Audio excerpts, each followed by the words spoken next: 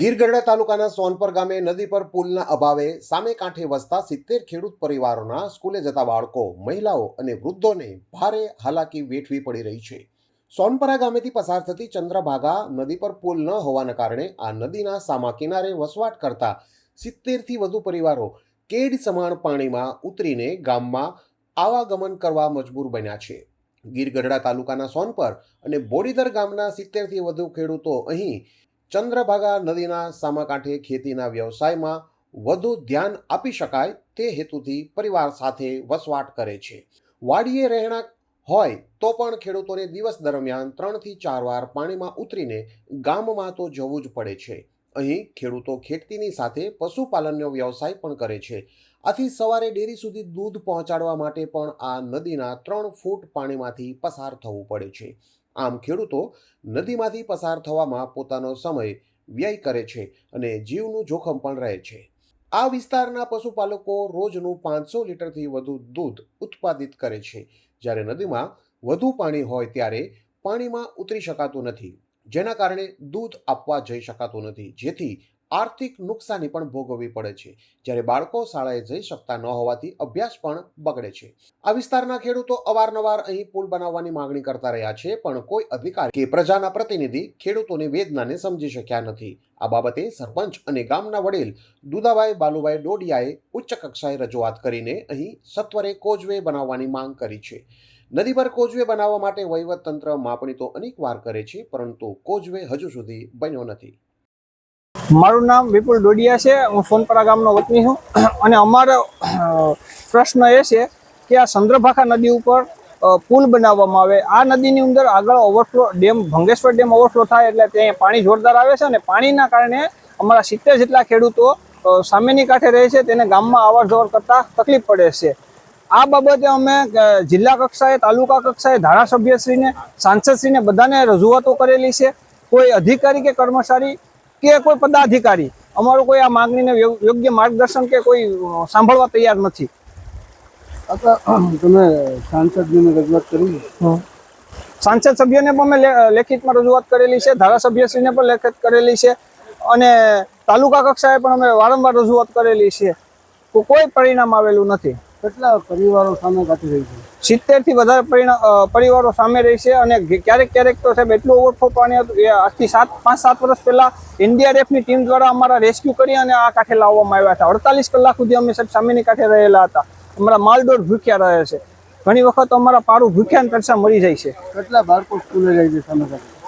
30 થી 35 બાળકો સામે કાંઠેથી સ્કૂલે જાય છે અને ઘણી વખત તો સાહેબ એને પણ 2-3 દિવસ નિશાળે જઈ શકતા નથી પાણીના કારણે।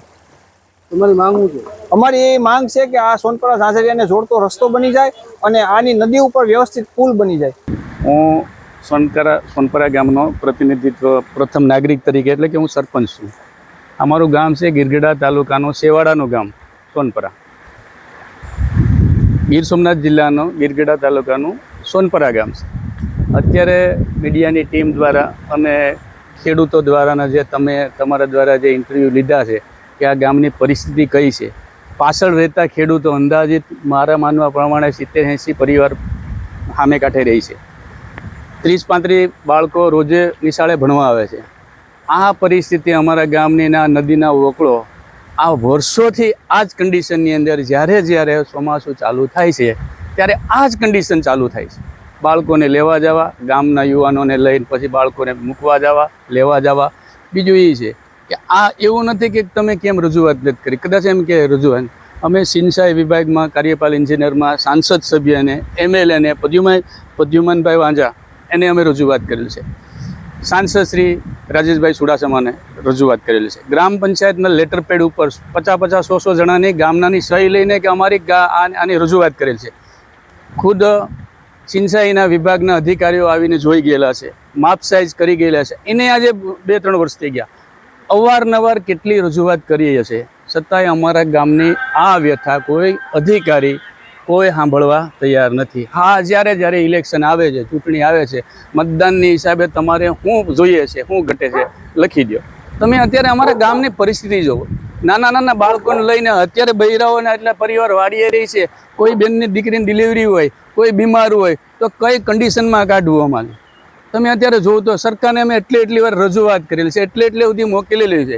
તમે અત્યારે જોવો છો કે અમારે બાળકોને વિદ્યાર્થીને લઈને જાઓ, જેને વધારે પાણી આવે 3-4 દિવસ નથી સ્કૂલે જઈએ. અરે આવી કન્ડિશનમાં વાડીએ કોઈ બીમાર પડ્યો તો કઈ રીતે અમારે લાવવા? આ અમારી પરિસ્થિતિ તો જોવો તમે મીડિયા દ્વારા તમે એક વખત સરકારને રજૂઆત તો કરો કે આ લોકોની પરિસ્થિતિ કોઈ કાંઈ ધ્યાન નથી. અમારા ગામની અંદર કોઈ રસ્તાનો કોઈ કેટલી વખત રજૂઆત કરી છે. અમે તમને બતાવશું કે ક્યાં અધિકારીઓને અમારા દ્વારા કેટલી રજૂઆત કરેલી છે. લેટર તાલુકા પંચાયત, જિલ્લા પંચાયત હોય, તાલુકા પંચાયત હોય, જિલ્લા પંચાયત હોય, અમે કલેક્ટર શ્રી સાહેબની ત્યાં પણ અમે હમણાં રજૂઆત કરી છે. એ તમને અમને પ્રૂફ સહિત અમે આપીએ છીએ કે અમે એટલી રજૂઆત કરીએ છીએ. એટલા ખેડૂતની વ્યથા તો તમે જો, તમે આગળ નીકળીને જોયું છે કે કેટલા બેનું કઈ રીતે કન્ડિશનમાં થાય. બાળકોને પોતાને ખંભે લઈને અમે મૂકવા જવા પડે. તો આવી કન્ડિશનની અંદર જો ખેડૂત જીવતા હોય તો સરકાર કંઈ ધ્યાન ન આપતા હોય તો આથી વિશેષમાં તો હું અમારે તમને કહેવું. તમે જોવો છો સાહેબ, તમે જોવો છો અમારી પરિસ્થિતિ જોવો છો, અમારા ખેડૂતની પરિસ્થિતિ જોવો છો. અમારી માંગ છે કે આ ખેડૂને અમારે સોનપરા ત્યાં જાંજરીનો જે રસ્તો છે એ રસ્તો બનાવો, અને આ એક વોકળો આ એટલે પાણીને અમારે છે તમારો પુલ બનાવો. અમારી પરિસ્થિતિ અમારે બીજું કંઈ અમારા ગામના અમે તો સરકારને અને અધિકારીને આજ જોઈને જો કે અમારે ગ્રામ પંચાયતની અંદર અમારો ગામનો બીજો કોઈ વિકાસ નથી અમારે જોતો. અમારો ખાલી એક રસ્તો બનાવો અને પુલ બનાવો. સમય મિરર સાથે ફારૂક કાજી, ઉના.